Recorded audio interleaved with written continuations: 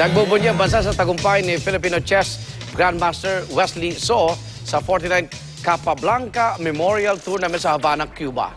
Bagad ang pagkakataon po dahil ngayong taon, pinagdiriwang din ang ika-40 taon ng pagkakahirang kay Eugene Torre bilang kauna-unahang Grandmaster sa Asia.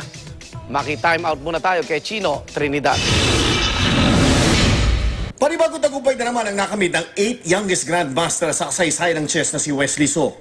Sa tibay ng kanyang performance sa torneo sa Cuba, wala nang duda na ang 20 anyos na si Wesley ang tatanghaling kampiyon kahit 2 araw pang natitira sa 49 Capablanca Memorial Cup.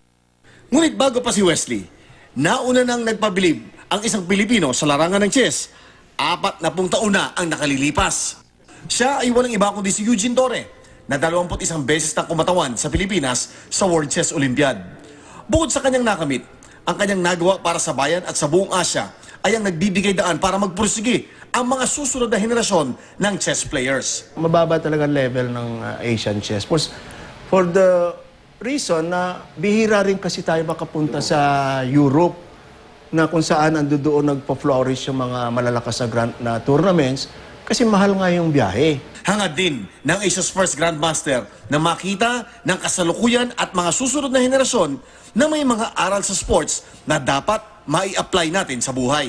Nakita ko pala na there is more in chess than making good moves on the chessboard. Pwede palang dapat i-apply mo pala yung napupulot mo sa chess sa buhay. At yun mas magiging bigger winner ka.